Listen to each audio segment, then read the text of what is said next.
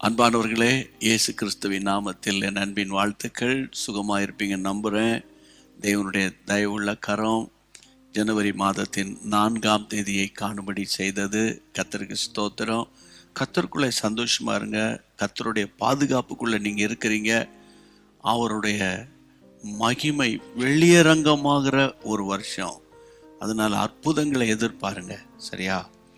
இன்றைக்கும் ஆண்டவர் உங்களுக்கு சொல்லணும்னு என் உள்ளத்தில் சொல்லி நான் உங்களுக்கு சொல்ல போகிற ஒரு வார்த்தை வேதம் சொல்லுகிறது.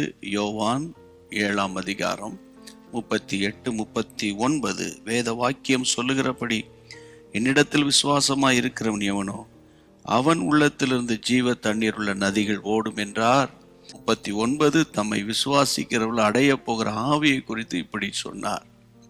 அன்பான தேவனுடைய பிள்ளைகளே, நேற்று நான் ரட்சிப்பு என்ற வார்த்தைக்கு ஊற்று என்று சொன்னேன். ஊற்று என்றால் ரட்சிப்பு என்று பேசினேன். ஆனால் இன்றைக்கு கர்த்தருடைய பிள்ளைகளே, நதி என்றால் அபிஷேகம் என்று சொல்லுகிறேன். அபிஷேகமாகிய நதி. அதை மாற்றி சொன்னால் பரிசுத்தாவின் அபிஷேகம் ஒரு நதிக்கு ஒப்பானது. நதின்னு சொல்றதை விட நதிகளுக்கு ஒப்பானது. நதினா உங்களுக்கு தெரியும், ரிவர், வேகமாய் ஓடக்கூடியது. ஒன்று, வேகமாய் ஓடும்.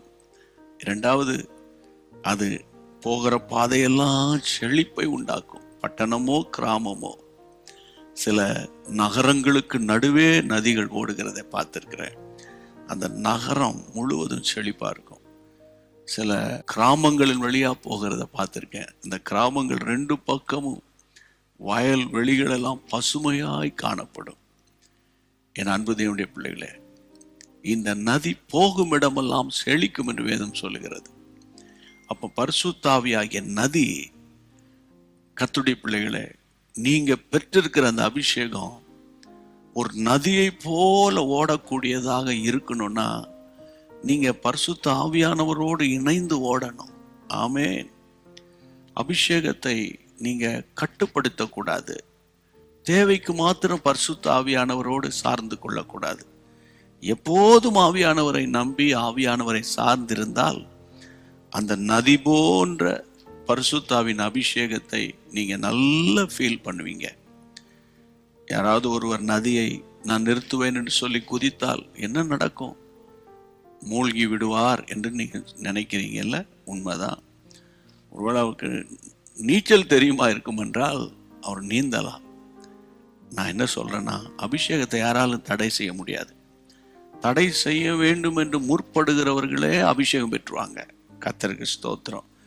ஊழிய பாதையில் அப்படி நிறைய அனுபவங்கள் உண்டு. அன்பானவர்களே, இந்த நாட்களில் பரிசுத்த ஆவியானவரை பார்த்து நீங்க ஜெபிக்கும் போது, ஆவியானவரே, எனக்குள் வாசம் பண்ணுகிறவரே, நதியை போன்ற ஆவியானவரே, அந்த நதி கோப்பாக என் ஆவிக்குரிய வாழ்க்கை மாறணும். நதி ஓடும். இனி உங்க ஆவிக்குரிய வாழ்க்கை ஸ்லோ டவுன் ஆகக்கூடாது.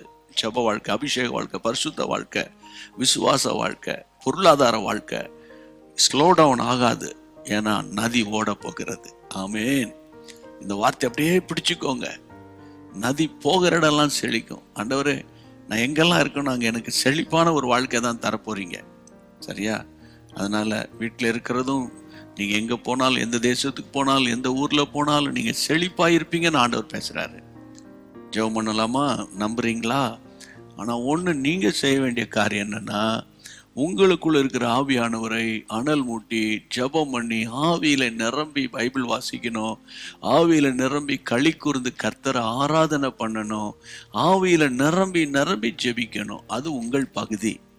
அப்ப ஆவியானவர் மடை திறந்த வெள்ளம் போல உங்களிலிருந்து கிரியை செய்வார். உங்க சபைக்கு ஆசீர்வாதமா இருப்பீங்க, உங்க குடும்பத்துக்கு ஆசீர்வாதமா இருப்பீங்க, எல்லாவற்றுக்கும் மேல உங்க தேசத்துக்கே ஆசீர்வாதமா இருப்பீங்க. அப்படியே ஜெபிச்சிடுறேன். பிதாவே, இயேசுராஜா, பரிசுத்த ஆவியானவரே, ஜீவ நதியாய் உம்முடைய பிள்ளைகளுக்குள்ள இருந்து கரை புரண்டு ஓடுங்கப்பா. ஆண்டின் ஆரம்ப நாட்களிலேயே உம்முடைய பிள்ளைகளை ஆவியின் வரங்களால நிரப்பி அலங்கரிங்கப்பா. நன்மையும் கிருபையும் உம்முடைய பிள்ளைகளை தொடரட்டும். உம்முடைய வீடு ஒரு நல்ல, உம்முடைய பிள்ளைகள் வீடு பரிசுத்தாவின் அபிஷேகத்தால் நிரப்பப்படட்டும். சமாதானம், ஆரோக்கியம், சௌக்கியம், சுகம் வீட்டுக்குள்ள இருப்பதாக. இயேசுவின் நாமத்தில் ஜெபிக்கிறேன் பிதாவே, ஆமென்.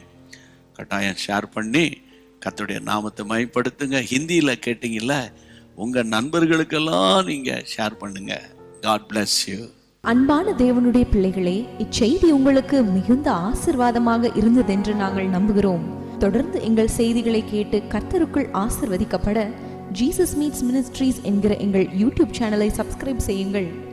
மேலும் உங்கள் ஜெப உதவிக்கு எங்களோடு நீங்கள் தொடர்பு கொள்ள வேண்டிய தொலைபேசி எண் 9841252836 மற்றும் 7299546363. Email gpsrobinson@hotmail.com. கர்த்தர் உங்களை ஆசீர்வதிப்பாராக.